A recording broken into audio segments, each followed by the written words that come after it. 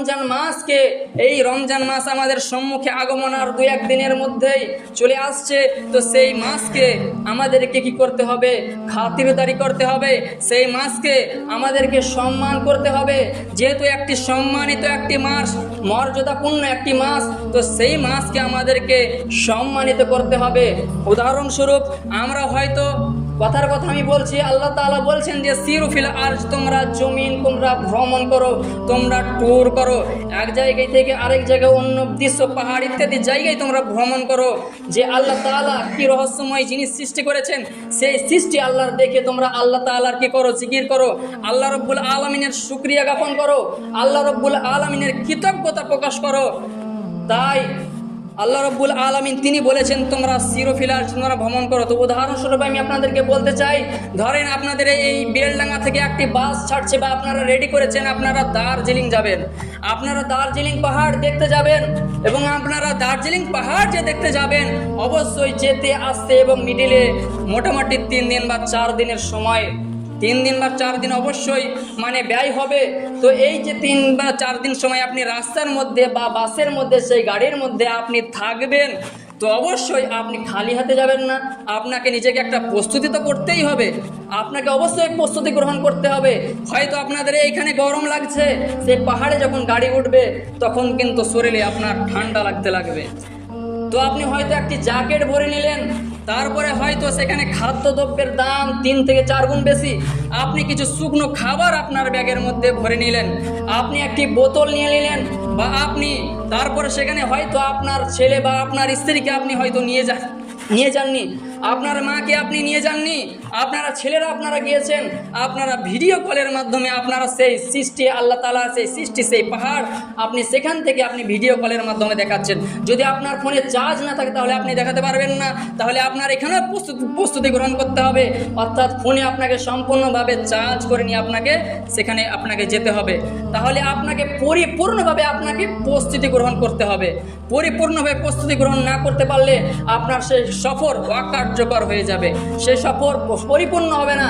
ঠিক অনুরূপভাবে এই যে রমজান মাস, এই গুরুত্বপূর্ণ এই মাস আমাদের সম্মুখে উপস্থিত, আমাদের সম্মুখে এসেছে, এই সম্মানিত এই মাসকে যদি, এই মাস আসার আগে যদি আমরা নিজেকে উপস্থিত বা প্রস্তুত না করতে পারি, নিজেরাই প্রস্তুত যদি না করতে পারি, তাহলে কিন্তু সিয়াম আমরা যথেষ্টভাবে পালন করতে পারবো না। এই রমজান মাস আসার আগেই যদি আমরা 5 ওয়াক্ত নামাজে পাবন্দি যথেষ্ট হতে না পারি, তাহলে আমরা রমজান মাসের মধ্যে আমরা নামাজের মধ্যে যুক্ত থাকতে পারবো না।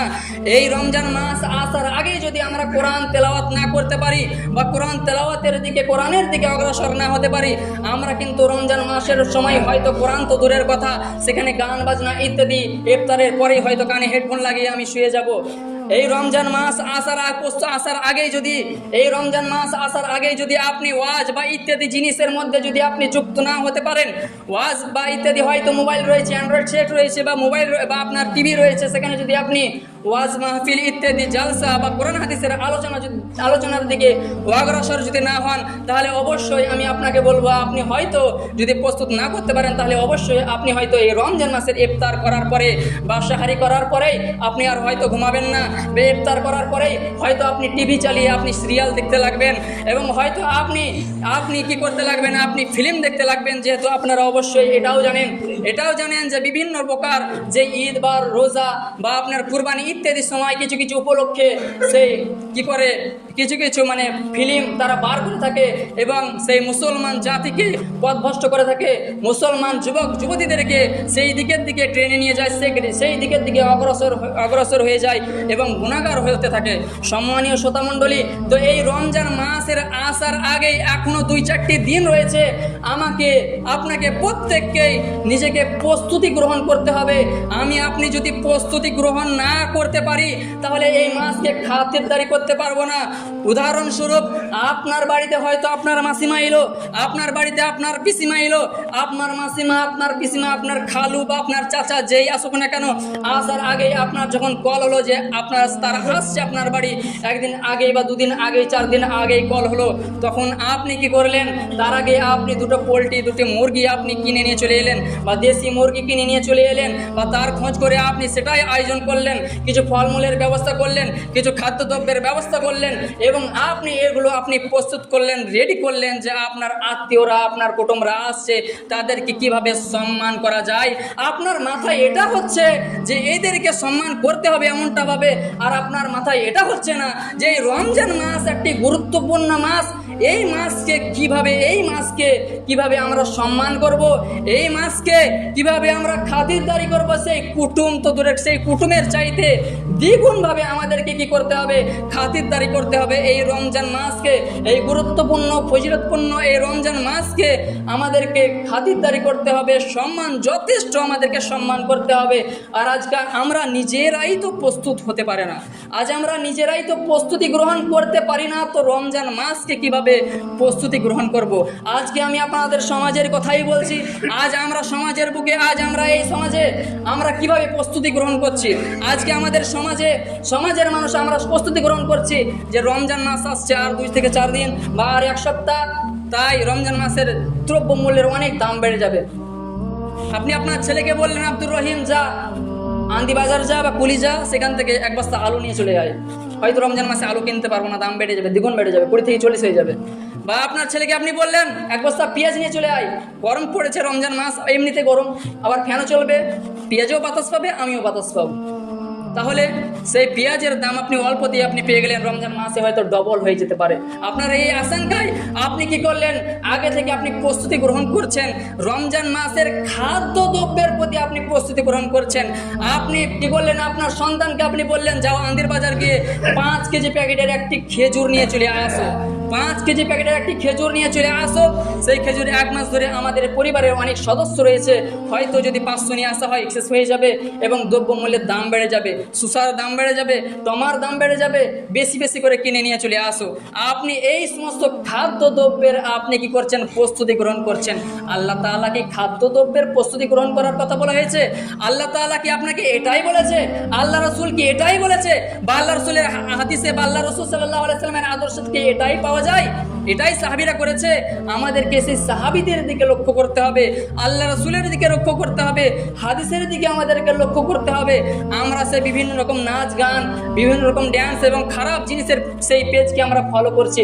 সেই পেজকে ফলো করা দূর, সেই পেজকে আপনি আনফলো করে দিয়ে আপনাকে ফলো করতে হবে শুধুমাত্র কোরআন এবং হাদিসের দিকে, এবং এই কোরআন হাদিসের দিকে আপনাকে প্রত্যাবর্তন করতে হবে।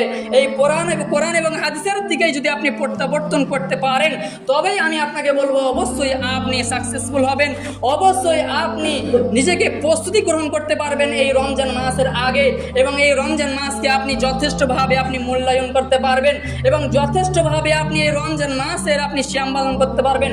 আল্লাহ রাসূল আকরাম সাল্লাল্লাহু আলাইহি ওয়াসাল্লাম বলেছেন, মান সামা রমজানান, যে ব্যক্তি রমজান মাসের রোজা রাখলো, সিয়াম রাখলো, ঈমানান ওয়া ইহতিসাবান গুফিরা লাহু মা তাকাদ্দামা মিন যামবিহি, ঈমান এবং নেকির আশায়, সওয়াবের আশায় তার সমস্ত পূর্ববর্তী আগেকার এবং পরেকার সমস্ত গুনাহকে আল্লাহ রাব্বুল আলামিন মোচন করে দেবেন। পরিশেষে আল্লাহ রাব্বুল আলামিনের কাছে দোয়া করি, আল্লাহ রাব্বুল আলামিন যেন আমাদের প্রত্যেক যুবক যুবতী, প্রত্যেক নর নারী, প্রত্যেক মুসলিম মুসলিমা, প্রত্যেক মুমিন মুমিনা, প্রত্যেককে যারাই আমরা কোরআন হাদিসের আলোচনা আজকে এই পবিত্র জুমায় শুনলাম, যতটুকু কোরআন হাদিসের আলোচনা শুনলাম, এবং সেই কোরআনের প্রত্যেকটি আয়াতে এবং হাদিসের প্রত্যেকটি হাদিসের ওপর এবং সেই গুরুত্বপূর্ণ সেই কথার ওপর আমল করার তৌফিক এনায়েত করেন। এবং আল্লাহর কাছে আরও দোয়া করি, আল্লাহ রাব্বুল আলামিন যেন আমাদেরকে এই রমজান মাসের আগে আমাদেরকে কোরআনের দিকে ঝুঁকার